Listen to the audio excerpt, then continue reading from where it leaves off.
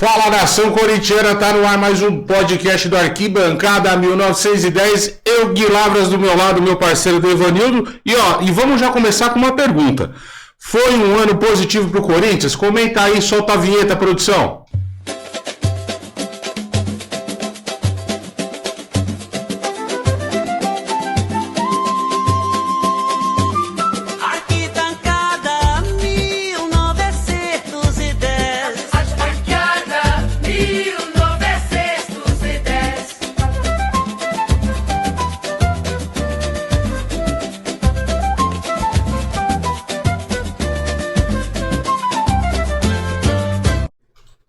É isso aí, galera. Ó, deixa eu te falar uma coisa. Isso aqui tá uma semana feliz, né? Você vê, eu tava comentando em off, assim, Corinthians ganha, o mundo fica melhor, o dia tá mais ensolarado, tá tudo mais azul, tá tudo melhor, tá todo mundo mais feliz. Até os antes estão tudo mais felizes, tá todo mundo em paz, não tá? Não tá não, Devanildo? Sem dúvida. O mundo fica feliz, né, cara? Bonito, né, cara? Ó, deixa eu, antes de começar, vou apresentar nossos convidados. Já um grande amigo, já participou aqui num episódio do podcast, cientista político, Newton Tristão. Tudo bom? Com vocês é sempre bom estar reencontrando meus amigos. Se eu não me engano, eu participei na estreia. Foi na estreia. Então Isso é histórico aqui. Então eu também sou um pouco pai desse. E hoje você é Newton Alegrão, né? Nada de Tristão. Né? Não. Na verdade, é uma coisa interessante, né? Porque isso está provado. O Corinthians é o único clube no mundo que ele passa 21 anos sem ganhar título e a torcida cresce.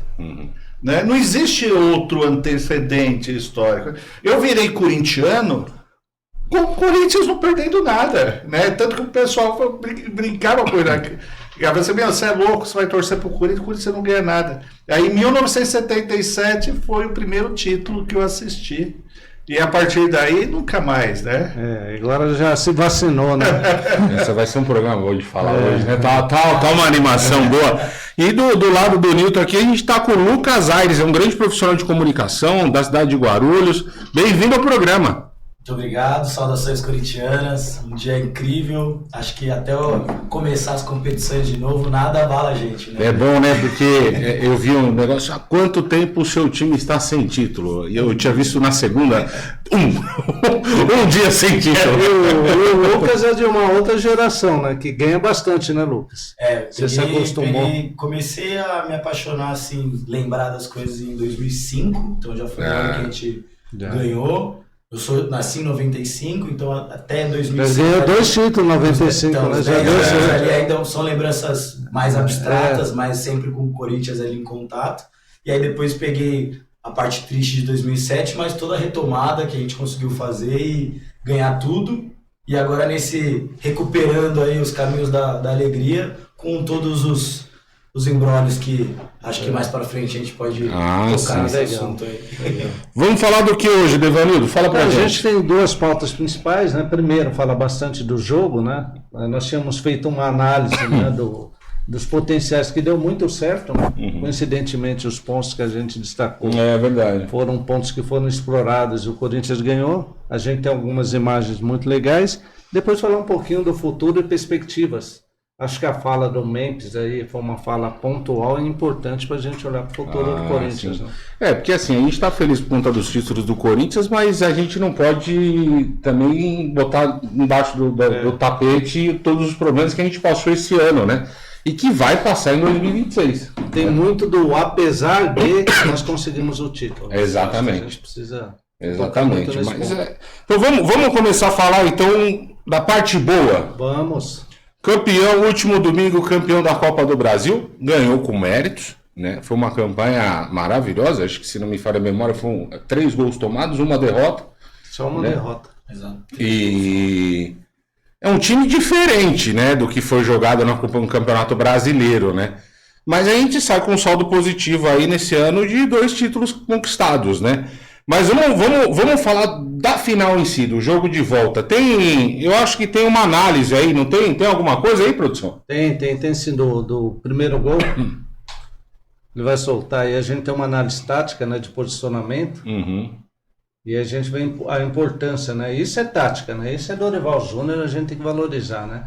O Ranieri, como virou o jogo, né? Completamente com o Mateuzinho, ele estava posicionado, né? Então tem 2 metros, o lançamento que foi no peito, o lançamento e a projeção que a gente tinha comentado no jogo, né? Usar a velocidade do Yuri Alberto.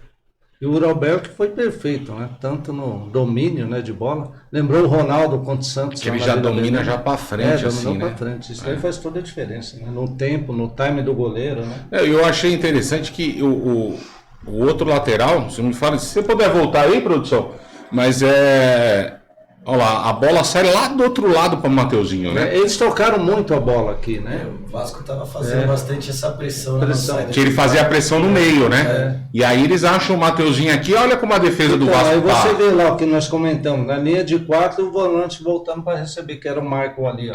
Estava totalmente posicionado. Acho que essa junção até do Marco e do Ranieri para dar essa opção é o que faz abrir o espaço para esse lado do Mateuzinho aqui, que ele estava toda hora jogando nas costas do cara do Vasco aqui. Ele está exatamente na frente do Fernando Diniz. Né?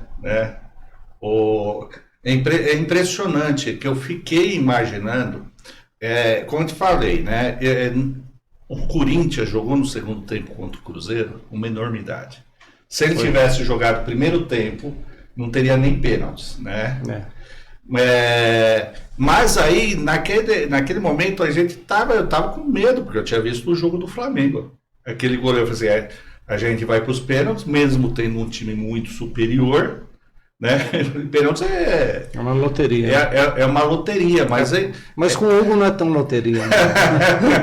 Não, mas o que eu fiquei impressionado foi com a cara do Fernando Diniz, com o rosto do Fernando Diniz desde o início do jogo. Se eu sou jogador do Vasco, eu fico apavorado, porque lembrava, desculpe até a comparação, parece um negócio pejorativo, mas lembrava o personagem do Jack Nicholson no Iluminado, né? Ele aterroriza, né? Ele aterroriza. Foi uma coisa impressionante. Desde o início, o Vasco, ele fica, se eu não me engano, me corrijam, ele fica mais ou menos 20 minutos no campo do Corinthians sem conseguir chutar uma bola no gol. Teve poucas bolas no gol, né? O Corinthians tomou gol, né? Mas é uma característica do Diniz, né? De tocar muita bola, né? Mas não tem efetividade, né? Não tem. E você não vive um time articulado. Mas se o outro time, no caso, né? Se a gente não tá com uma união defensiva, um comprometimento ali bom que teve nesse jogo, a gente sofreria um pouco mais, né? Não, o Corinthians teve um esquema tático impecável. E eu vou te falar um negócio, se fosse Corinthians e PSG, o PSG não era campeão do mundo. Jogando desse jeito. Pior que eu concordo com essa fala. Não, esses dias também é até interessante. Me perguntaram qual é o melhor time, foi de 2000 ou de 2012? Assim, em termos de espetáculo de jogadores, 2000 era bem superior. Sim. Mas em termos táticos, o 2012 era um time que dava poucas chances, né? Tinha uma pegada, muito eu acho que uma disciplina tática. Disciplina tática. Uma vez eu vi uma entrevista do Fábio Santos, ele mesmo reconhece, ele falava assim, cara, era muito difícil a gente tomar gol. A gente sabia, a gente estava encaixado jogando bola ali. Quando eles erravam, tinha um Cássio numa fase absurda. Era um time muito efetivo, né? Eu achei que no domingo o Corinthians veio com uma proposta muito boa de jogo. Porque o time que quebra a linha, igual o Vasco, é muito difícil, né? Por mais que a gente fale, mas assim, quando você tem um jogador numa fase como aquele ponto esquerda, que estava quebrando tudo, tanto que o gol foi mérito dele, né? Você não vai tático, porque tinha cobertura e já tinha um reposicionamento de jogadores. Mas ele estava quebrando. Quando tem um jogador com essa característica, é muito difícil de posicionar taticamente, né? Não, isso é verdade. Você sabe que já no começo ele vai ter um embate que a sua defesa vai sair perdendo, né? Porque tem um cara muito habilidoso que você viu, vai desmontar. O Ranieri perdeu no meio, não teve chance, né? É importante todo mundo estar comprometido para ir fechando os espaços e igualar num certo momento. Mas vocês acham que dá para dizer que, por exemplo, o Dorival errou no primeiro jogo, no de ida, e ele consertou a escalação do Corinthians no jogo de volta? O que vocês acham? Eu tenho uma opinião. Eu não acho que ele errou, assim. Acho que o contexto todo conduziu ele para fazer um jogo daquela maneira mais morno mesmo. Segurar mesmo. Porque eram 8 caras amarelados, ele faz um jogo mais pegado ali, pode perder um cara principal que mexeria com o psicológico da equipe pro jogo da final, porque, como a gente falou aqui, estava muito encaixado aqueles jogadores. Então, se a gente perde uma peça ali para a grandíssima final, poderia fazer bastante a diferença. Mas, de toda forma, a gente jogando em casa, a gente também queria que fosse um ímpeto maior, a gente aproveitasse sempre espera mais, né? Mas eu acho que foi conduzido ali mornamente para equilibrar para a grandíssima final. Você acha isso, Milton? O jogo aqui em Itaquera foi tedioso, né? Foi tedioso. Tem hora que eu cochilar, dei umas cochiladas. Mas eu acho que ele seria o mesmo padrão do Cruzeiro.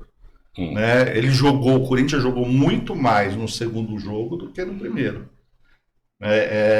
Mas eu vou falar um negócio. Eu fiquei impressionado, tanto contra o Cruzeiro como contra o Vasco, a disciplina do time. Porque você não pode dizer que o Corinthians, claro que ele tem jogadores com talento, mas não tem nenhum ali que você pode dizer que ele é fora da normalidade do futebol brasileiro. Tem bons jogadores, mas o que eles demonstraram foi uma disciplina tática. O Dorival o Dorival deu um cheque ali no Vasco, no time do Diniz, que foi impressionante. O Vasco em nenhum momento, apesar de correr, ele colocou em risco a vitória do Corinthians. Tanto que o gol que a gente toma, na verdade, vem numa falha do Ranieri, aí pega aquele ponta Andrés lá, que numa fase boa consegue cortar o André Ramalho e joga. E o Michael não consegue acompanhar um cabeceio com um cara vindo correndo, né? Ali eu acho que teve uma falha também que foi pouco observada, né? Da questão do Bidu também, ele não acompanhou. O Bidu não acompanhou. Até cobriu. Porque o Michael ficou com 2 caras ali. Você consegue ver isso nitidamente. Agora, em relação ao jogo, eu até gostaria de pontuar, nós tivemos um cara que individualmente jogou muito, né? Que melhorou. Eu nem vou falar o nome, mas vocês... Cara, não sei. O jogador que individualmente, do primeiro para o segundo, foi outro jogador. Mas é porque aí também jogou em posição diferente, né? Então, mas assim, eu acho que ele quase dá a maior assistência do futebol lá, que o Yuri Alberto perdeu. Mas o que ele fez naquele lance lá, e no segundo gol, ele que tomou a bola, né? Mas também quando ele estava na frente do goleiro, que ele podia ter feito outro, ele deu aquele chutão para cima. Não, ele estava impedido, né? Não estava. O Yuri Alberto perdeu, mas quem deu o passe para ele? O Yuri Alberto perdeu. Foi o Martínez. Então, o Martínez, ele jogou um absurdo. Nesse segundo jogo. Segundo jogo. Eu falei aqui, o Martínez para mim tinha que ter saído, mas o que ele jogou nesse segundo jogo, ele foi perfeito, roubada de bola, posicionamento. Eu acho que ele fez uma diferença muito grande, porque ele jogou muito. Eu acho que foi o melhor jogo dele. É que no primeiro jogo, por mais que eu também entenda que o Corinthians deu uma tirada de pé, tá? Com medo dos amarelos. O próprio Júnior falou isso, né? O próprio Dorival Júnior falou. Os atletas depois até comentaram. Só que ele colocou o Martínez muito à direita, você via ele muito avançado e não é a função dele. Ele jogar mais no meio, ele como o segundo mordedor junto com Mas aí quando bota ele, Ranieri e Maicon, ele deixa o Maicon sair mais, fica os dois ali, né? E aí o Martínez funcionou bem melhor. E o Michael potencializou o Breno Bedon, né? O Michael potencializa o Breno Bedon. Eu falo que essa temporada de 2025, esse retorno do Michael, você pode botar na conta do Dorival. E ele lembrou o Michael de 2017, né? Ele lembrou o Michael de 2017. Tanto que a notícia agora que saiu essa semana é que o Shakhtar já aceitou a proposta, não de renovar empréstimo, mas de compra. Que é 50% fica com ele e estão falando em 2 milhões de euros. O Michael, você não compra um jogador com essa qualidade por esse valor, então tem que comprar mesmo. O Michael, taticamente, é um cara muito inteligente. Né? A gente vê, nós até comentamos aqui, que você está assistindo o jogo na arena, você vê ele, né, várias vezes conversando com o técnico. E ele corre muito. Já aprendeu os atalhos do campo. Ele é um cara... Eu assisti o jogo com a narração de Galvão Bueno e com os comentários do Neto. Galvão Bueno até agora não sabe quem fez o gol, pô. Não é verdade isso aí, eu vi isso. Ele ficou falando no gol do Yuri Alberto, a bola já tirou. Não sei de onde ele tirou isso. Mas você sabe que o Neto, durante boa parte do jogo, ele passou falando que o Depay, né? Foi o pior jogador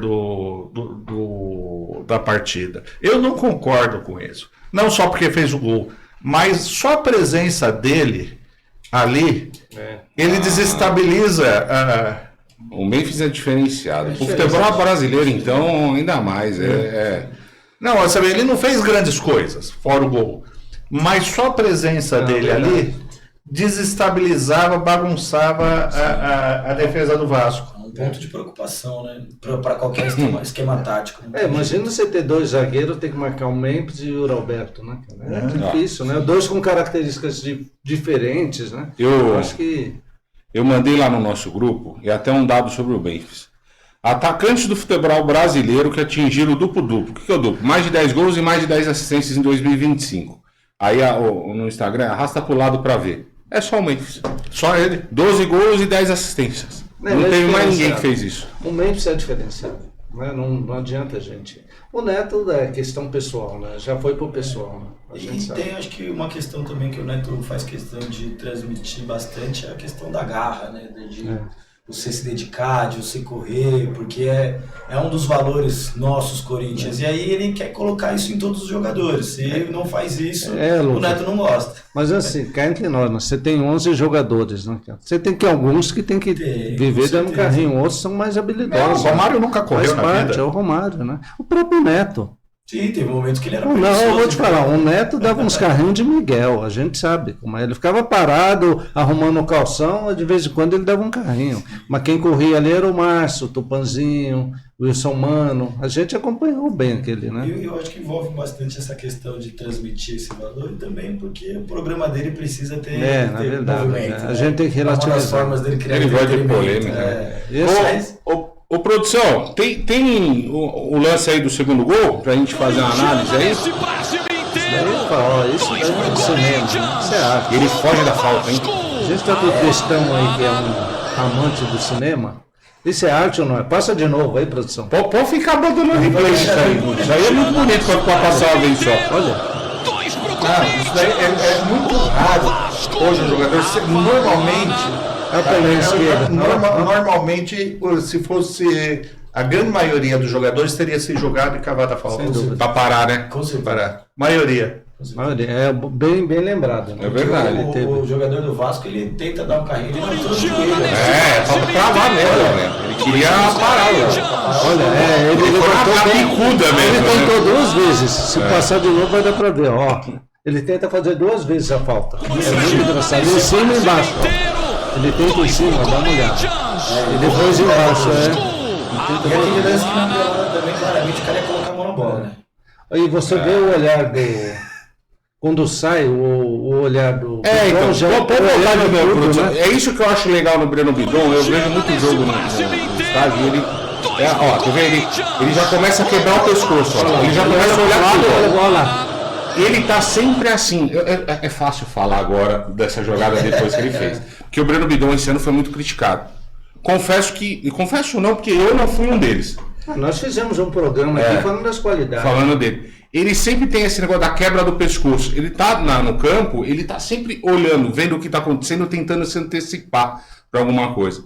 E aí eu acho também que o Dorival, ele mexe muito bem nessa situação do Garro, tá mal fisicamente, tá voltando. E ele funciona muito bem, o Breno Bidon. Ele funcionou bem nessa área. Que também foi o Dorival que vislumbrou ele de meio armador, né? Eu tô falando muito bem do Dorival e olha que eu não sou muito fã dele. Eu acho que se o Dorival tivesse preparado o time para jogar desse jeito no Campeonato Brasileiro, nós teríamos tido um desempenho muito melhor, porque parece que são 2 times diferentes, o da Copa do Brasil e do Campeonato Brasileiro, né? Mas eu acho que é questão do elenco também, né? Porque o elenco é limitado. Os brasileiros são muitos jogos, né? Você não consegue ter essa condição de preparar os caras. Pra você ter uma ideia, nesse último jogo, assim, ele foi mas só ia entrar numa emergência. O Garro está nitidamente com dificuldades. No jogo contra o Cruzeiro, ele não estava conseguindo caminhar. O Yuri tomou infiltração. O Ranieri tomou infiltração. Porque o último jogo estava no limite. Você conseguia sentir que o time estava no limite. Né? Até o peruano lá, também estava tomando infiltração. Os caras não estavam, né? É esses pontos que às vezes a gente até faz uma crítica que é injusta. Mas eu acho que a qualidade do Corinthians era para estar menor. Nós terminamos com a mesma quantidade de pontos do Santos, né? Não, o brasileiro foi. Teve dois aspectos, né? Mas retomar o brasileiro também, nós passaram a mão na gente, né? Só contra o Bragantino foram 4 pontos. A gente perdeu 10 pontos, né? Contra o Inter também, aquilo. O Inter só não foi rebaixado Por causa daquele ponto. por causa daquele ponto. Foi tirado do Corinthians. Aquele pênalti lá não existia. É bom falar para fazer DVD, né? Vamos falar bastante para ter DVD, né? Eles não gostam. É que aí entra no que a gente fala do futuros e perspectivas. A gente sempre fala aqui nos programas, e eu queria saber a opinião de vocês dois, é que a diretoria do Corinthians, o clube do Corinthians tem muito problema. Além dos problemas que eu vejo, é que podem faltar. O clube é omisso perante a CBF, ou perante a escolha de árbitro. A gente é prejudicado diversas vezes. É nítido isso. Contra o Inter foi assim, contra o Bragantino foi assim. E fica por isso mesmo. Essa representatividade política do clube, ela é frágil justamente porque a nossa política interna é frágil. Então a gente não consegue ter uma organização de um representante que vai conseguir se impor, que vai defender os interesses do clube, se o clube ainda não conseguiu deixar claro para os seus próprios funcionários, atletas e planejamento torcida qual que é o nosso projeto, né? A gente passou esse ano meio que na neblina ali, né? Não sabia como que ia ser, e as coisas foram acontecendo, e ao mesmo tempo que a gente foi mal no brasileiro, a gente foi criando novas perspectivas, né? A gente queria, por exemplo, ter ido bem na Libertadores, ter ido bem, pelo menos, passado ali na Sul-Americana. E vai se criando sempre essa bola de neve, a gente não consegue ter clareza de onde queremos ir naquela temporada. Então, acho que isso influencia para a representatividade do clube de ter uma figura política dentro das entidades também. Tem esse ponto aí que a gente toca bastante, né? O futebol, você tem que ter muita articulação, né? O fato do Corinthians estar com 8 amarelado e escalar aquele juiz, um juiz que o Corinthians teve 8 jogos e nunca ganhou, e tem um histórico muito ruim contra o Corinthians, já mostra a falta de energia. Sendo que não é o cara que é o melhor juiz. Não é que nem você for falar, o juiz do último jogo, é o melhor... não discute, que é o melhor juiz do país. Agora, assim, em segundo, terceiro lugar, tem outros. O próprio Fortão lá, como é o nome? Daronco, ele tem uma representatividade bem mais... O Klaus é melhor que aquele cara. Melhor, não quando eu falo, não, Klaus apita paulista, não pode, tudo bem. Mas o Daronco seria um nome... Agora, aquele cara é péssimo. São vários jogos aí, se você analisar. É um dos caras que eu tenho na carteirinha ali. Falei, esse cara é ruim. Se eu tenho, um diretor deveria ter e falar, CBF, vocês têm liberdade. Vocês têm um monte aí para escolher. Esse não dá. Daqui não dá. A representatividade vem disso. Como também aquele cara que apitou, acho, na Copa do Brasil passado, colocaram aquele juiz aqui, Corinthians e Juventude, para apitar aqui, nós estávamos lá, que era o cara que tinha dado aquele pênalti do nosso lateral, que a bola bateu ao contrário na mão, e aí colocaram o cara a apitar e ele complicou aquele jogo aqui. Mas falta o quê? Representatividade. Então você tem que ter pessoas ligadas ali na diretoria, um vice que gosta de ir pro jogo com um monte de gente, né? Sim. Que gosta de vender camisa, né? Esse cara deveria ser um cara que ligasse lá para a CBF, um cara que articulasse, né? Ali, né? Quem é a comissão de arbitragem, né? Saber falar para os caras, ó, esse cara aqui é ruim, porque a torcida já vai pôr pressão nele. Até que no jogo ele não foi tão mal, né? Mas era um risco, né? Sim. Tanto que inibiu o Corinthians de fazer a marcação mais forte, porque era um cara que... Os atletas também sabem. Sabe, lógico que sabe. Os caras falam, esse cara aí é perigoso. Aí olha a estatística lá. E tem que ter estatística mesmo. 7 jogos do cara. O Corinthians não ganhou nada. No máximo um empate, já tem uma coisa que é complicada, né? Não é normal pro Corinthians. Tem de cartões distribuída, tem mais do que a segunda média do Corinthians. Eu acho que esse tipo de coisa que é a gestão que a gente pede no futebol. Né? O que eu acho é que o Corinthians, vocês vão se lembrar da época do Vicente Mateus, né? Saudoso, né? Saudoso Vicente Mateus, depois Marlene, apesar da Marlene era mais... Mas de qualquer forma, você tinha um período onde o clube era administrado por gente que era orgânico, né? Vamos dizer assim. Né? O Mateus, ele dizia que colocava o clube acima das empresas, né? Ou seja, só que depois você teve momentos onde, vamos dizer assim, o clube foi capturado por um pensamento, quer dizer, foi privatizado. Ou seja, as pessoas que estavam lá estavam mais interessadas em usar a grandeza do clube para viabilizar o seu crescimento pessoal, né? Eu acho Perdura, né? Infelizmente. Não, enquanto não tiver isso, porque você queira ou não queira, você vai falar, mas o Palmeiras conseguiu, o Flamengo. Qual é o segredo desses times? Eles incorporaram, eles conseguiram trazer administrações que, queira ou não queira, jogam, quer dizer, trabalham em função do clube, e não o clube em função da diretoria. Né? Eu tenho a sensação, enquanto apesar que eu não sei nem que nomes poderiam ocupar esse espaço. Mas desde o Dualib, né, eu acho que essa lógica, ela entra um, sai outro, e a lógica de gestão do clube é a quase mesma. É uma SAF, né, praticamente, do Andrés. Né? É uma SAF, porque todos que entraram lá, é deles, né? A gente sabe, né? Quem teve lá? Todos, né? O Gober era dele, o Roberto de Andrade era dele, o Duílio era dele. Todos, nessa gestão aí... O André Negan era dele, que perdeu. Né? Nessa gestão atual do Osmar, o gerente financeiro era dele. E se você olhar até esse dia, o cara estava ganhando... 94 mil reais. A composição E pasmem, das funções. Saiu uma nota esses dias, viu? Saiu. Foi emitida uma nota com o gerente financeiro afastado, uma nota de prestação de serviço, porque eles recebem PJ, né? Ele, afastado pelo MP, emitiu uma nota de prestação de serviços do serviço prestado como gerente financeiro. Então tem coisa errada, né? Eu acho que vai nessa linha de apropriação, né, do time. O Corinthians foi apropriado por esse pessoal. Quando eu era moleque, eu frequentava o Corinthians, eu cresci dentro do Corinthians. O Corinthians tinha em torno de 150 mil associados. Claro que houve mudanças, mas 150, hoje, se eu não me engano, está na faixa de 11 mil, 11.500. Dá nesse número, mas são poucos, né?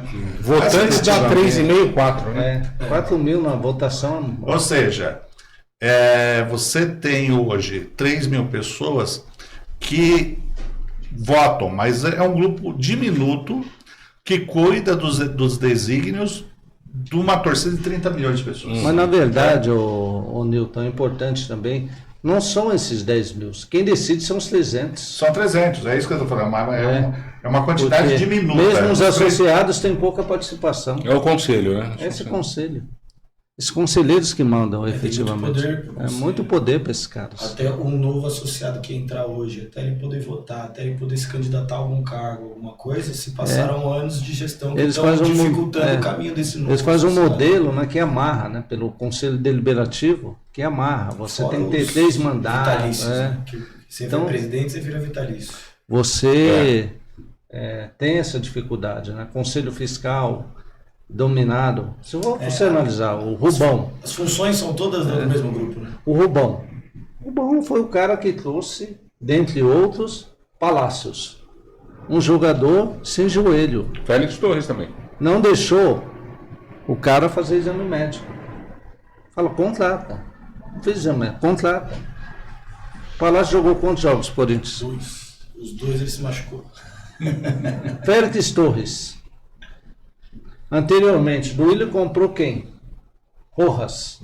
Explodiu aqui. 40 milhões. Pagou agora. Metade do prêmio da Copa do Brasil vai para esse pagamento. 1/3 da arrecadação da Arena no ano todo vai para pagar um cara desse. Que nem jogou tanto. Aí as pessoas perguntam, né, como o Corinthians, que arrecada tanto, está na situação por isso. Esses caras. Então, mas aí... 2 bilhões de dívida? 3, vai bater 3. 3 bilhões. Hoje eu falo em 2.700, né? 2.700. Mas está correndo juros todo dia. Só né? Nesse trimestre foram 200 milhões de déficit. Então, aí eu queria saber a opinião de vocês, até entrar nessa sua seara política aí. E você também tem sangue na política também, né, Lucas? Então, dá pra... Sangue bom, né? Sangue bom, cara. E a mãe também foi atleta, né? Jogava vôlei, né? Ah, a mãe dele jogava vôlei. Ela Jogava bem. Chegou a pegar, uma grande jogadora, né? chegou a pegar algumas fases quando era mais novo. Esse modelo atual associativo do Corinthians é o que serve para o Corinthians para vocês? Ou não? Ó, precisa pegar 3 gestões aí, o que fala, né, agora? 3 gestões bem-sucedidas salvam o Corinthians. Até onde a gente sabe, não teve muitas antes sucedidas, né? Então, por que vão ter 3 agora? O que vocês acham disso? Eu acho que o Denivaldo, desculpa. Denivaldo. Não, não conhece há pouco tempo, não sabe meu nome, né? Não, é que é o nome do rapaz que trabalha com a gente lá no condomínio, né? O Devanildo. Ele matou a charada. Você tem ali um clã fechado, que eles brigam entre eles, mas o modelo é o mesmo, independente de quem ganha. Quer dizer, a possibilidade, a coisa está estruturada de tal jeito que, independente de quem ganha, o modelo de gestão é o mesmo.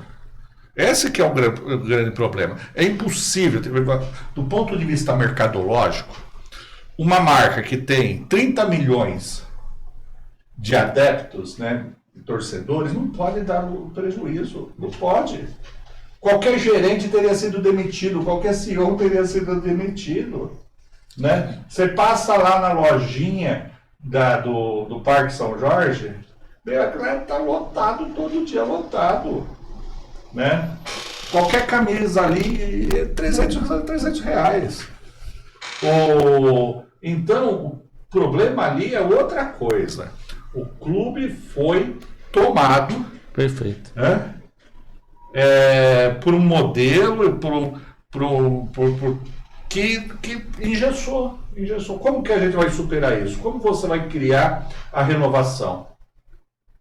A forma como está organizado, eu não vejo possibilidade de renovação. É importante. Como você vê a SAF, Safiel? Você estudou o modelo? Não estudei o modelo completo, eu vi bastante coisas na mídia, mas não peguei ele completo para entender, porque tem mais de um modelo, né? E quando a gente fala de gestão, e aí o que ele comentou aqui sobre as pessoas, né? Então, assim, qualquer CEO que tivesse os resultados que a gente tem hoje, estaria demitido. 40 milhões? Então, mesmo que a gente tivesse uma questão de Safiel, se ainda fosse boa parte das pessoas que estão lá, que tivesse com poder administrativo, beleza, mudamos os cabeças, mas aí a operação estrutural, os diretores, quem cuida das outras coisas, ainda fossem pessoas que estão lá, porque não dá simplesmente para pagar essas pessoas do clube. Elas estão lá há muito tempo. Então, também virando SAF, mas esses conselheiros, essas pessoas que estão lá no clube há muito tempo, elas vão ter que tipo de poder? Onde elas vão ficar depois de que mudar o modelo de gestão? Elas ainda vão ter alguma influência ou não? Eu acho que a discussão ela também tem que passar por isso, não só por questão de gestão administrativa, mas por gestão de pessoas. Porque essas pessoas, claramente, elas estão contra o nosso progresso, a gente evoluir. Então, eu acho que, independente do modelo que nós corintianos, a gente acredite que seja a solução, se vai ser SAF, se vai ser uma reforma de estatuto, se vai virar aquela questão de você compra, né, a ação do clube para poder ter um direito, enfim, independente de como ela for estruturada, acho que as pessoas que vão estar à frente dessa nova página vai ser o grande X da questão, assim. A gente tem que ter um debate muito bem fomentado, até você comentou que vieram aqui apresentar, acho que cada vez mais nós torcedores temos que fomentar esse debate, se interessar por esse tipo de assunto. A gente tem muita paixão, muito amor pelo clube, mas pouco interesse político, acho que é uma questão do país inteiro, né, do brasileiro, mas se interessar o corintiano mais pela política do clube, como funciona mais essa questão, para a gente ter um critério melhor de decidir quem vai ficar na frente, porque isso acho que é onde passa. Eu acho que você tocou pontos importantes, e até tão na discussão, né, e assim, eu acho que são pontos impactantes da discussão do modelo da Safiel, que pressupõe um modelo democrático, né, de distribuição de poderes. Algumas premissas são básicas, né, para a gente começar a analisar a questão do Corinthians. Eu acho que uma premissa hoje, e até vou pedir desculpa a alguns bons conselheiros que tem, a gente sabe, sempre tem, né, dentro de 300 tem alguns que são bons, mas a solução hoje não está de dentro para fora, é de fora para dentro, né? Eu acho que essa é uma premissa importante para a gente começar essa discussão de melhorias. E eu acho que foi legal até o Memphis se posicionar também, corajosa, né, o posicionamento dele. Então, assim, o Safiel, a estrutura dele pressupõe isso. Então, é um ponto que me traz simpatia. Se não vai ser de dentro para fora, de fora para dentro. O outro ponto que eu acho que é importante é que ele divide. Ele fala assim, ó, você vai ter um modelo associativo, que vai ter a estrutura do clube social, os esportes amadores, fica como está agora. Mas você vai ter, tratando no futebol, a SAF, porque a SAF só pode ser futebol, né? É uma sociedade anônima do futebol. E aí o que vai ter? Vão ter aqueles investidores que vão aportar recursos, e dentre esses investidores vão ser selecionados profissionais. E aí quando eles colocam um modelo, eles colocam os requisitos para as funções. Então ele vai falar, vamos lá no mercado, um exemplo, tá? Bastante hipotético, porque esse daí está muito ligado ao Flamengo, né? Mas, por exemplo, Bandeira topa, está no Corinthians.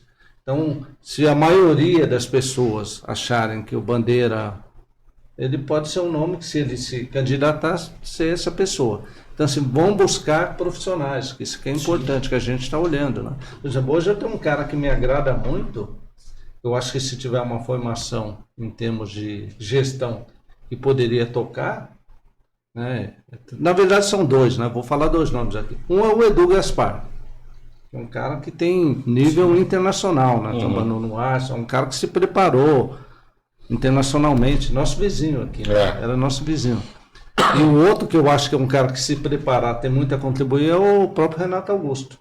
Você vê um posicionamento dele muito de gostar do Corinthians, um posicionamento mais técnico, né? Você vê que ele tem uma visão. Não, nessas funções de gestão. CEO? Poderia até ser. Acho que o Edu tem um nome melhor do que o Renato. Eu acho que o Edu como uma... Não, hoje o Edu é mais preparado, né? Tanto que o Edu está sendo disputado por, né? Mas assim, eu tô falando, só em termos de perfil, caras que têm perfil, que buscam uma qualificação. Mas assim, separado do pessoal que está hoje. Essa é a minha visão. Agora eu gostaria que o Guilherme colocasse a dele também, que ele já pensou bastante, participou de reuniões. Eu sou, no momento eu já falei isso para todo mundo, falo aqui nem para vocês que estão vendo a gente, eu sou completamente a favor da Safiel. Eu não vejo o modelo associativo do clube social. Eu gosto de separar muito quando eu falo a minha fala. Eu, como torcedor corintiano, torço pelo Corinthians, tudo que tem um emblema, esse emblema aqui, eu vou torcer. Só que eu acho plenamente injusto, igual o Milton falou, eu represento 30 milhões de corintianos, e eu não tenho direito de tentar escolher algo que seja bom para o meu clube, se eu não for entre os 4 mil que vão lá votar. E quiçá meu voto vai dizer a diferença, porque se eu não for conselheiro, eu não vou ter esse poder para tentar mudar. A gente viu agora, e depois a gente vai até entrar nesse mérito, o Memphis, depois do título, fez umas declarações fortes contra alguns membros da diretoria lá, esse tipo de coisa. Volto a dizer, falei no grupo, ele vai ser punido, marca o que eu tô te falando. Esses caras não vão deixar isso barato, esses caras, o que vale mais para eles é ego e orgulho deles, eles não vão deixar isso barato, vão tentar forçar uma barra, aí vai fazer um clima que vai ser pior, né? Mas o que o Memphis falou, ele tem razão. Essa galera aí tentou jogar a torcida contra o Memphis, né? Isso é muito complicado, mas a gente vai falar daqui a pouco. Mas eu sou a favor da Safiel. Só fazer um pequeno adendo. Já estão jogando, tá? Então. Porque aquelas informações de contrato que chegam no Neto, na imprensa, já tem nome, tá? É um cara que gosta muito de camisa. Ele? Era sempre ele. O discurso foi para ele. Teve uma reunião... Só para vocês entenderem, no final do jogo, o Memphis foi lá e falou o seguinte: olha, tem gente que tá aqui nessa roda, que vazou meu contrato, quer que eu saia e não é homem suficiente para assumir. Né? Na roda de comemoração deles lá depois do final do jogo, ele falou isso para a equipe, para os membros da comissão técnica e membros de diretoria. né? E ele não mencionou o nome, mas esses nomes já estão sendo Então, sabidos. Mas e aqui também não vai mencionar o nome. Não, assim, a gente não gosta de armar essas coisas. Esse negócio de armar é meio... É um cara que gosta de camisa, né? Eu não vou ficar armando nada de que ele faça, que ele goste de distribuir camisas por aí, entendeu? Também não pode deixar a camisa dentro do armário. Entendeu? Então é meio complicado. Mas assim, ele faz questão muito de tá participando lá, né? Eu particularmente eu vi, isso fui eu que vi, não foi ninguém que viu. No final, no primeiro jogo de ida, eu acho que tá um jogo qualquer, né? Então, você antes do jogo, você pega você com credencial e ninguém dos familiares dele tava com credencial. Entrou no gramado antes do jogo, tirou foto, pediu pro cara da câmera que passa no telão filmar a família dele. O galera entrou pra aquecer ele lá, com toda a família lá, acho que filhos, sobrinhos, não sei o quê.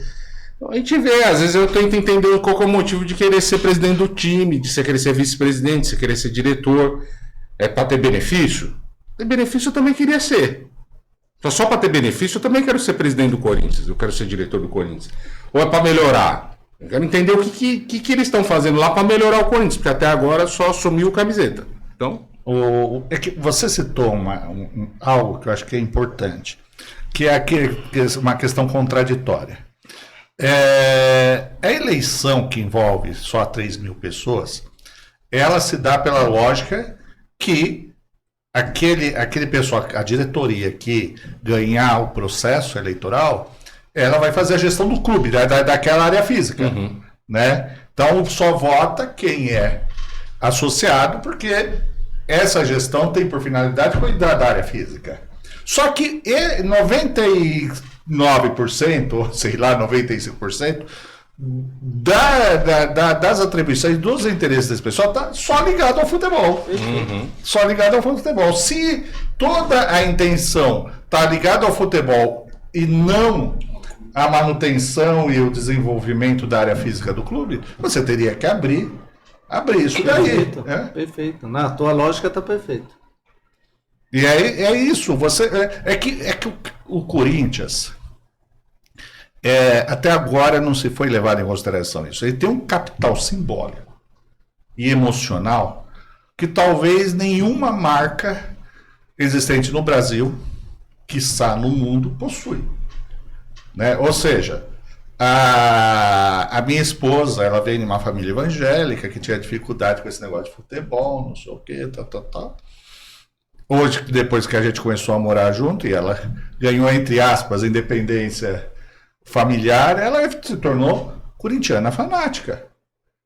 Tem camisa, tem agasalho, tem boné, tem não sei o quê, assiste jogo, vibra. Então o Corinthians consegue fazer isso, coisa que outra marca, outro time, outro qualquer coisa não consegue. Então isso daí é um crime, você ter um time, uma marca com capital simbólico, emocional tão grande, devendo quase 3 bilhões de reais. Não tem sentido. Não tem sentido. Né? Então, quer dizer, na verdade, eu não sei se isso dá processo, mas a gente tem que... Assim, a solução para o Corinthians é sair do cativeiro. Né? Houve um sequestro. Perfeito. Né? Muito boa. Sempre figuras muito boas. É o cativeiro. Está sequestrado. Tem que sair do cativeiro. Perfeito. Enquanto não sai do cativeiro, não tem solução. Isso aí merece um corte, viu?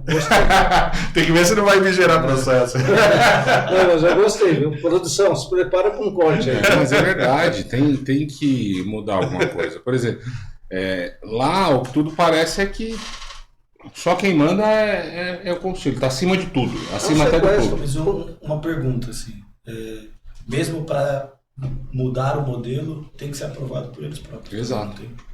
Então aí entra muito nessa questão do cativeiro, mas assim, onde eu gostaria de chegar, que envolve o que você falou da eleição para 3 mil, dos 300, mas assim, quando eu estudei gestão esportiva, eu vi que não é o modelo correto, é o ambiente, você tem que entender o ambiente e o modelo que serve ali dentro e uma perspectiva para ele. Então, assim, a gente primeiro precisa sair do cativeiro do modelo que a gente está, desvendar ele, saber como que ganha esse modelo primeiro, seja entrando mais sócios, ou seja mudando uma reforma, de alguma coisa ali que eu não tenho a resposta, mas que a gente precisa estudar para descobrir. E aí sim, depois pensar nessa mudança de caminho para o horizonte. Porque eu acho que colocar o poder em jogo para quem já está no poder, que não quer sair, ainda decidir, é ainda continuar com... Ah, beleza, a SAF ganhou, mas ainda tem um pezinho podre ali que vai... A gente está evoluindo muito nessa discussão, né? Por isso que é importante. Eu acho que a figura do cativeiro é muito importante e deveria ser melhor trabalhada, porque se não adianta a gente fazer a reforma estatutária dentro do cativeiro. Isso é ponto. Não é? Esse é ponto. É que isso é uma tradição no Brasil. Se você vê assim, por que tem sindicatos que há 40, 50 anos é dirigido pelo mesmo grupo? Porque são eles que montam o estatuto. Então, esse é um ponto, Newton, mas eu acho que a gente consegue evoluir. Nós temos, né, o modelo associativo. E dentre as questões, né, do modelo associativo, a figura acima daquelas estruturas que tem, até que você faz, porque como você tranca isso? É pelo Conselho Deliberativo. É ali que é feito esse tempo, né, que foi apresentado. Mas eu acho que vai ter que partir para uma questão mais de ruptura no Corinthians hoje. E aí a Assembleia vir com algo forte que tire esses elementos aí que tem que explodir. Se você me dizer, né, você fazer essa ponderação, seria melhor sair desse modelo, tiver uma intervenção, por isso que hoje eu sou favorável até à intervenção, por mais radical que seja, para depois você repensar no modelo, eu acho que seria... Eu penso dessa forma por conta até a intervenção hoje eu vejo com simpatia. Dessa forma por conta de... Vai existir o embate das pessoas que estão lá dentro com as pessoas que vão querer o poder. Esse embate, essa guerra, a gente já sabe que já está tendo, né? A questão é que a máquina não está com a gente. A máquina está com eles. Né? E aí como que a gente enfraquecer essa máquina sem querer? Está sequestrado, né? Está sequestrado. Como que a gente vai, dentro das próprias regras da máquina, achar uma solução para a gente? Não tem, né? Tem um conselho, você já viu isso? É um conselho de futebol. Que esses são conselheiros especialistas em futebol que orientam o presidente Osmar Stabile. Aí você tem nomes como o Fran, você tem nomes como o Rubão. Estão querendo derrubar o Fabinho diuturnamente. Eles querem derrubar o Fabinho. Inclusive eu vi uma entrevista dele também bem... Estão querendo derrubar. Não, mas bem na linha do próprio Memphis, no sentido de, olha, as pessoas precisam ter pessoas aqui dentro que estão correndo juntos. Eles já escolheram um substituto. Já? É o Fran. O Fran, para ser o gestor de futebol? Eles querem... Gente, é isso que eles vocês querem. estão assistindo a gente aí, vocês sabem que se isso acontecer... Bom, eu falo de novo para vocês. A gente está encerrando o ano, não andou nenhum tipo de processo para expulsar Andrés, Duílio e o próximo Augusto. E eu aposto... Vocês também. Você está ganhando a aposta. Eu era mais otimista, mas sou obrigado a assumir. Mas você vai reconhecer uma aposta minha aí. É. Você, como um bom cidadão democrático, claro, justo, né? Teve uma pessoa aí que acertou tudo nas finais, né? Você acertou os resultados, né? É verdade, é verdade. No último nem deu tempo de falar o resultado, mas ele acertou lá no grupo. Falei daqui dele, tem Você falou aqui também? Falei, final do último programa eu falei. Eu falei 2-0. Quais resultados você acertou? Da final agora. Da final, Vasco e... Falei com exatidão, 2-1. E falei pro meu filho quando empatou, estava assistindo, ele ficou desesperado, né, com aquele empate. Falei, fica calmo, que hoje é 2-1. Eu não fiquei tão calmo, né? Que eu não consegui nem assistir o final, mas eu falei. Não conseguiu? Não, não consegui. Depois do segundo gol eu dei uma... No segundo jogo com o Cruzeiro, eu fiquei nervoso. Ali. Ainda mais quando foi para os pênaltis. Eu tinha acabado de ver o jogo do Flamengo, né? Falei, caramba. Mas nesse segundo jogo com o Vasco, eu, assim, claro que você tem que ficar tenso, mas eu O tempo todo eu tava muito, assim, eu tava convicto que a gente ia ganhar aquele Isso é jogo. bom, né? Quando tem a segurança é bom. Tava o coração na boca. Falando em coração, emoção, esse tipo de coisa, pra gente caminhar um pouquinho aqui, a gente tem um quadro. O Nilton já participou, mas ele vai participar de novo. Solta aí, produção, quem e por quê?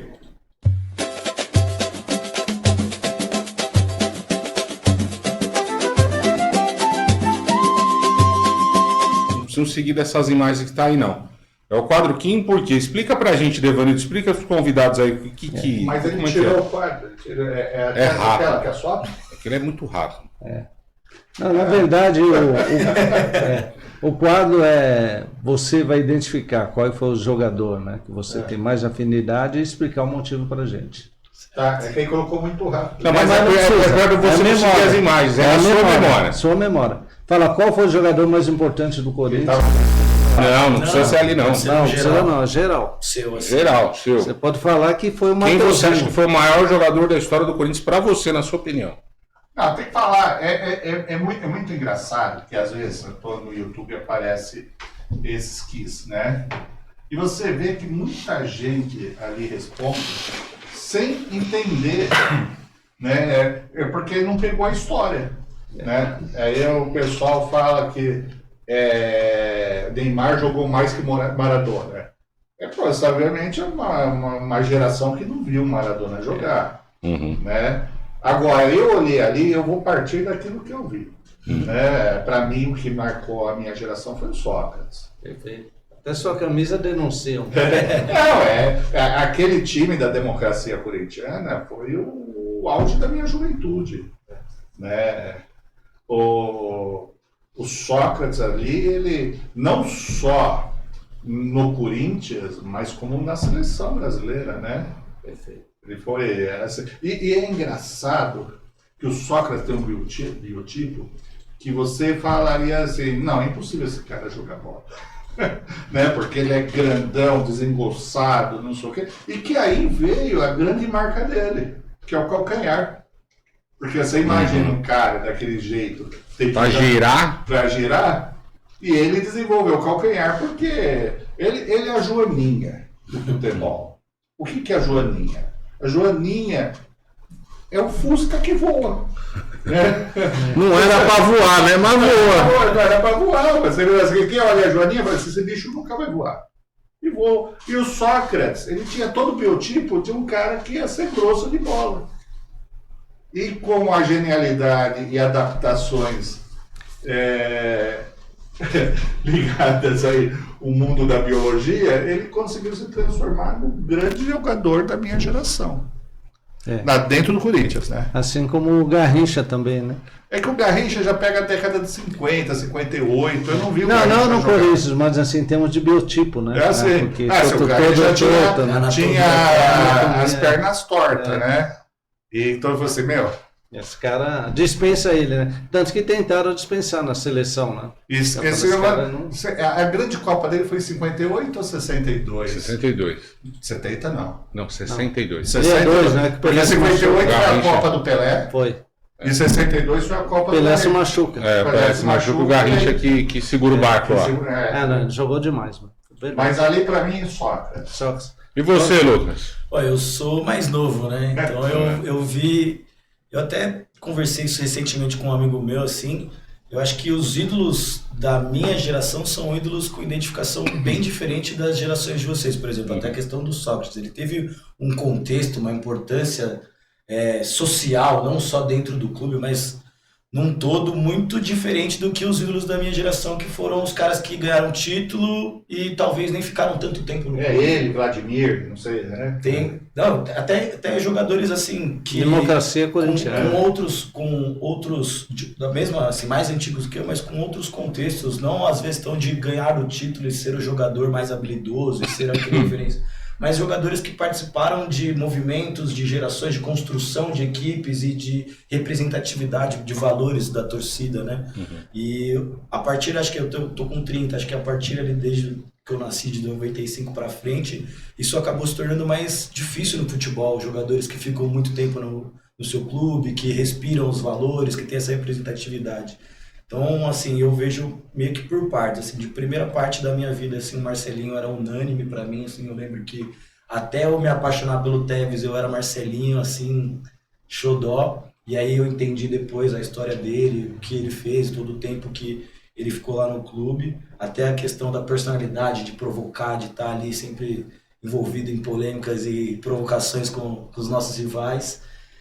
Depois o Tevez foi uma coisa que foi uma onda, mas ficou um ano só, então ele tem uma lembrança, mas não é um ídolo como a gente está falando aqui de força, mas é uma referência que eu tenho. Depois dele vem aquele 2007 horrível, 2008 de reconstrução. Naquele ano ali a gente tem vários personagens, desde o William Capitão, o Alessandro, o Herrera, que era o quase gol, que a gente gostou pra caramba naquele ano, e depois já começa a vir a geração de Ronaldo, que eu acho que o Ronaldo é um que eu posso dizer que é ídolo por conta de transformação ambiente, do que ele trouxe para nós. Sim. E depois disso acaba sendo Cássio. Sim. Por conta de ficar, de valorizar e aí de ganhar títulos. Mas eu acho que a questão da idolatria hoje, eu queria ter o que vocês têm, de conseguir enxergar essa forma. Porque hoje a gente coloca, ganha o título é ídolo. Mas não é assim. O que representou, tem né? muito mais A representatividade. sua geração tem muito mais não outras teve a coisas. possibilidade de ver um negócio que nunca ninguém mais vai verá, que é assistir o jogo na Fazendinha. Né? A Fazendinha, que você ficava ali, né? Você via o cara na sua frente. Era igual a Várzea, né? Casagrande, Vladimir, Birubiru, Zenon. A partir né? do clube social até, de você ver eles ali no clube. Não, mas essa você assistir convivência. jogo, né? Não sei se vocês Eu assisti na Fazendinha. Acho que 96. Que você assistia com os caras aqui. Era do Mirandinha correndo aqui. Eu assisti na década de 80. O meu primeiro jogo foi lá. Eu assisti na década de 80 que você chama Sócrates. E tem uma coisa, né, Nuto, eu acho que a questão da geração é importante, porque nesse período o grande campeonato era o Paulista. Também O tem grande isso. campeonato Era o Paulista. Era o Paulista. Era ser campeão né? paulista. Esse é um ponto importante. E outro que você tocou também, que a gente que merece não registro, é o tempo de permanência dos jogadores, né? Porque se eu for ver o grande ídolo de São Paulo é quem? Rogério Ceni, porque permaneceu porque era goleiro. Do Palmeiras, o Marcos, permaneceu porque era fico com goleiro. o Cássio E o Cássio também, né? Porque depois até agora os goleiros já são... Eu posso fazer uma provocação? Cássio ou Ronaldo? Ronaldo. Pra mim, Cássio. Cadê? Então, Mas é que eu sou fã do Ronaldo, cara. É porque o Cássio saiu do Corinthians. Mas, É por porque o Cássio exemplo, saiu. outros jogadores como... Não, se eu fosse falar, eu ainda falaria outro, Carlos. Esse eu não peguei. Mas não teve tanta, né? Não, é que depois que ficou mais foi Ronaldo e Mas Carlos. ele ficou 2 anos e depois saiu e sim. ficou mais um ano. Foi isso, Sheik? Nesse tema polêmico, Cássio ou Ronaldo? Por que eu falo do Ronaldo? Assim, o Cássio ganhou tudo que podia pelo Corinthians. O que ele fez no Mundial, eu acho que nenhum outro goleiro vai poder chegar perto de fazer. Mas até fazer uma análise para ser justo, que o Rogério Ceni fez também no Mundial dos caras lá também, foi absurdo. Mas assim, o Ronaldo tem um que é a mais, porque ele veio da base. Ele veio do... O Ronaldo foi um grande injustiçado e deveria ter tido espaço nessa seleção. Né? Ele jogava mais do que... Né? Eu acho que o Ronaldo era um grande goleiro, mas assim, eu acho que depois, quando ele começou a querer ser cantor de rock, ele caiu. Eu acho que ele também também cantava pagode. Não era um cara bom de grupo, né? Ele queimava muito zagueiro. Então eu acho que essa visão tem que ser. Mas é um grande nome. Mas você sabe que a geração... Intelectualmente não é um cara muito... não. Então, esse é complicado. Não, eu gosto dele, eu tive a oportunidade de conhecê-lo pessoalmente. Ele é um cara divertido. Não, apesar de eu acho que eu desenvolvi mais afeto com o Ronaldo do que com o Cássio. E aí, talvez esse negócio de ele ter vindo da base. Mas, por exemplo, desculpa, o Lucas, ele disse uma coisa que ele citou o Ronaldo. Eu nunca entendi o Ronaldo como corintiano. Eu entendi ele como alguém que tem uma cabeça para negócio muito bom e que naquele momento ele falou assim, meu lugar para estar também passa por aqui. Foi uma oportunidade Foi uma oportunidade de negócio, foi uma oportunidade de negócio, mas eu nunca consegui ver o Ronaldo como corintiano. Então, mas são questões importantes, porque talvez para o Lucas, É diferente. Pra mim né? foi uma virada de chave, questão estrutural e questão realmente. mídia, assim, num todo. De já ter um cara tão forte vir pro Corinthians, já é um simbolismo. E depois, muito, né? depois dele, a gente mudou um pouco o projeto Mas o Ronaldo de não é Corinthians, Corinthians, né? Não, mas mudou o futebol, né? Então, por Mudou isso. o futebol. O Ronaldo foi no Ele ponto. diz que tem um carinho, que se tornou e tal, mas a gente sabe que ele é do Rio. Mas até aí Não, eu o acho que Marcelinho o Ronaldo- Carioca também era do Rio. Não, e o Corinthians tem essa tradição, né? Os caras vêm de lá, mas você vê o Hugo, Pega, né? é. O Hugo Também, era o de Hugo lá. começou lá no Flamengo, mas ele é vascaíno. Mateuzinho. O Hugo, Mateuzinho não, sempre foi corintiano. Não, então, mas ele foi lá primeiro, né? Londrina é um celeiro de corintiano. Ele se revelou lá primeiro. Mas Gente, é isso. Ó, tá chegando ao final do nosso programa. Eu queria agradecer, dar as palavras finais para os nossos convidados aqui. Faltou algum assunto? Não, foi ótimo. Foi bom aqui o Sempre assunto. bom, né? E agora eu vou utilizar muito, se você me permitir. Claro. O Corinthians, naquela câmera lá. É. O Corinthians, no momento, se encontra sequestrado. Um cativeiro. Em cativeiro. Cativeiro, é verdade. Eu acho uma ótima Forte, colocação. forte. Lucas, queria te agradecer. Umas palavrinhas finais. Falar aqui o que você achou do programa. Casa tá aberta, volte sempre quando quiser. Muito obrigado. Acho que nada melhor do que passar os dias de comemoração do que falando Corinthians com corintianos. Eu acho que é importante a gente ter esse tipo de debate, esse tipo de conversa, tanto para falar das nossas alegrias quanto para falar das nossas dores, que é só assim que a gente consegue, de alguma forma, provocar quem está lá no poder e incentivar outras pessoas que não têm tanto conhecimento a se envolver mais. Então, muito obrigado pela oportunidade, o espaço aí de voz. E saudações corintianas, até a próxima. Boa. Nilton, obrigado. De coração, muito bacana você ter vindo aqui de novo. Foi o nosso precursor do nosso programa e agora está aqui de novo, agora já no finalzinho do nosso ano. Agradecer a presença. Olha, eu me sinto um pouco pai também disso, né? Porque eu estava no dia do parto. Né? Eu ajudei a segurar o bebê. E já deu agora nós já temos 1.500 vídeos já. Esse parto aí. Mais de 100 mil visualizações também. Poxa vida, isso daí eu fico muito satisfeito e feliz de ter participado disso, né? E de ser um nome dentro dessa história. E tá com amigos falando da grande paixão nacional. Agora já é Cadeira cativa.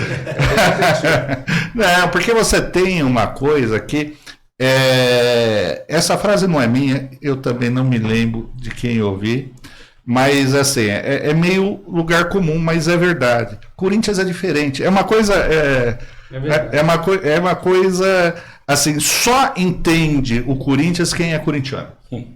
Quem não é corintiano não consegue entender o que é o Corinthians, né? É uma paixão diferente, que São Paulino não tem, palmeirense não tem. Eles gostam, mas a gente tem uma aura completamente, vou usar de novo a palavra, diferente de tudo que está aí. Então, quando a gente pega para conversar com um amigo, só faltou a cerveja, né? Quando a gente pega para conversar com um amigo referente a essa grande paixão, é sempre um grande prazer. Muito bom. Ivanildo, obrigado. Legal, a gente fica muito feliz, né? Um ano de vitórias aí, crescemos bastante. Pedir para o nosso público aí sempre curte, faça comentários, né? Curta. E também, né, o sininho lá é importante, a gente coloca muitos lances dos gols, né? Filmagens lá na própria arena, então é importante. E que o novo ano aí, desafiador, a gente possa ter momentos bons como esses, né? De vitória, de conquista. E talvez um pouquinho, né? Com uma gestão melhor aí para nos dar mais conforto. É isso aí, gente. Vocês estão assistindo a gente, agradecer de coração. Esse foi um ano ótimo, maravilhoso para nós como torcedores, com os títulos que a gente conquistou. E esse programa ajudou muita gente a também entender a política do clube. É o que a gente quer aproximar, o que a gente quer fazer é sempre em prol do clube, em prol do nosso time do Corinthians, que é o que a gente ama, o que a gente gosta de torcer. Tá terminando esse programa, o último programa do ano, né? É o último do ano. Então você já passou aí o Natal, vou desejar um feliz ano novo, um ótimo 2026. A gente vem ano que vem com muitas novidades, bastante conteúdo, bastante coisa bacana que a gente está aqui, eu e o Evanildo, planejando.